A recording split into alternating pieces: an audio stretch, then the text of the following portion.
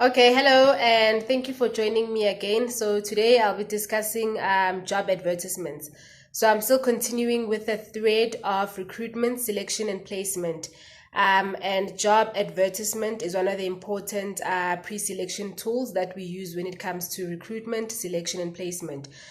So today I'm going to be discussing the 9 things to remember whenever you're posting a job advert.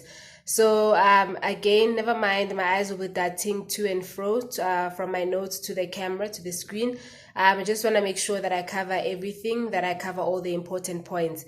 So the 9 things to remember when you are posting a job advertisement are, so I will list them now and then I will elaborate them as I go through the video, okay? So the 9 things to remember whenever you're posting a job advert, it's the job title, the job purpose, the duties and responsibilities, the reporting structure, the vacancy location, the closing date, the email or fax, or the correspondence with which the candidates must correspond when they want to apply for the position, and then the special clause, and then the advertising source that you use to place your job advertisement. Okay, so now usually when people post job adverts, they get inundated with applicants that don't even meet the minimum requirements, and they wonder why. So it is because of one or more of these things that I've just mentioned now, like the 9 things to remember in posting a job advert. It's usually because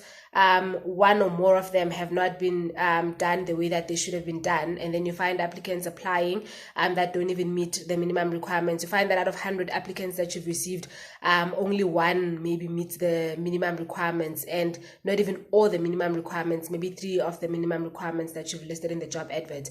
So as mentioned, I will go into detail with why each of these 9 things that you need to remember in posting a job advert are important.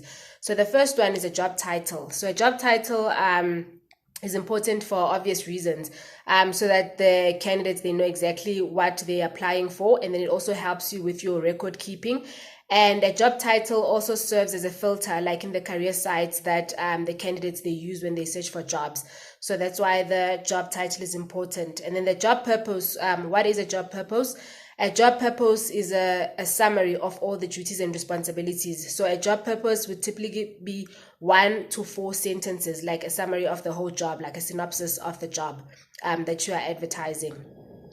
And then when it comes to duties and responsibilities, these will also help you in the sense that candidates often use them to pre-screen themselves.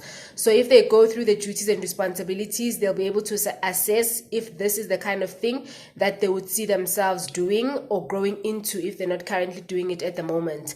So duties and responsibilities are important. So if the candidate does not see themselves doing the duties and responsibilities that you've listed, then they will screen themselves out of the process, and then they will not apply for that particular position or that particular role. And then the reporting structure. So the reporting structure, I've found that it clarifies any ambiguity when it comes to the seniority of the role. What do I mean by that?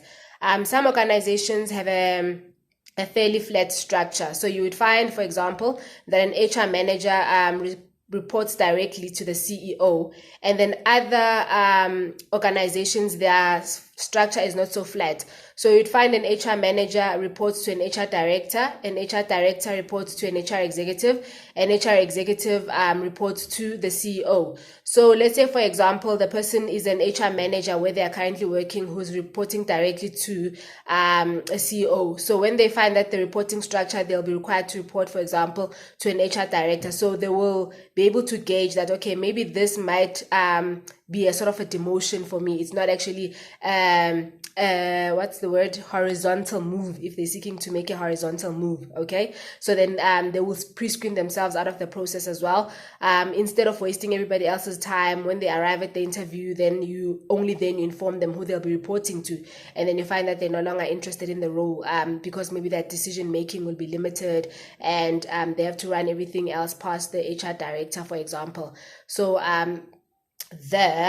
reporting structure clarifies any ambiguity when it comes to the seniority of the role.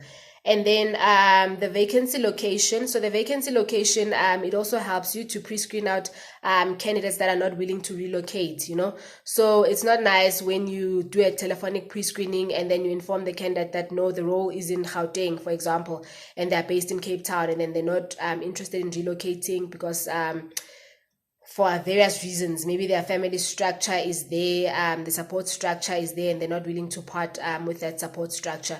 So then if you put the vacancy location up front, the candidates will themselves assist you in pre-screening themselves out. So basically you can say that a right job advertisement helps candidates, or rather it helps you to get candidates to pre-screen themselves. You understand what I'm saying?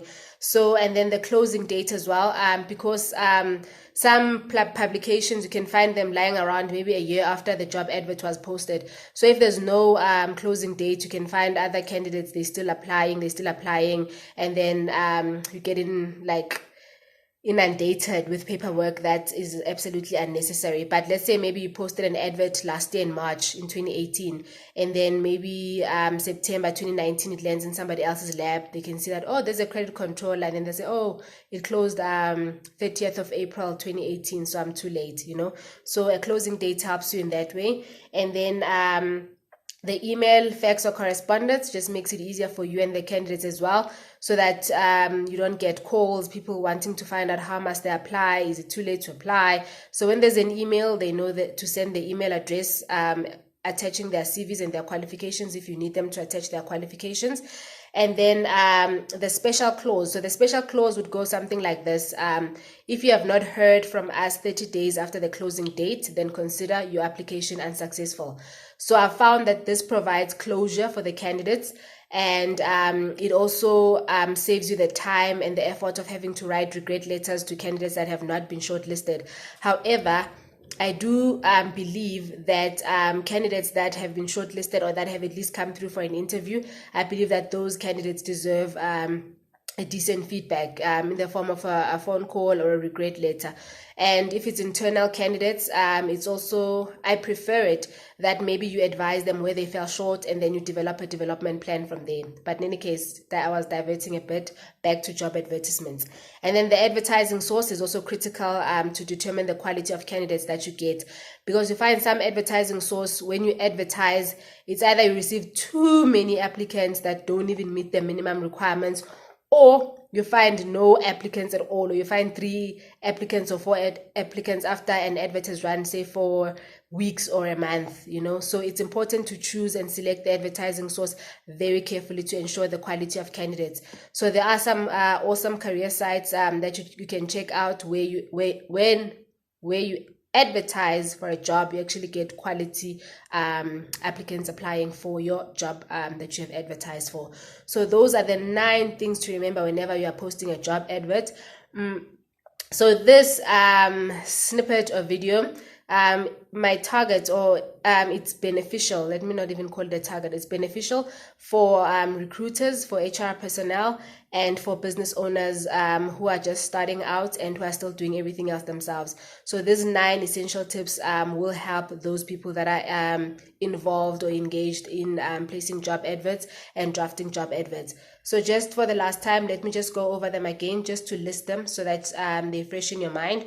So it is the 9 things to remember when posting a job advert.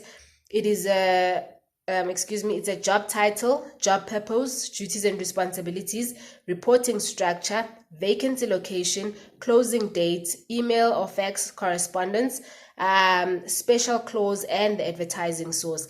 Thank you.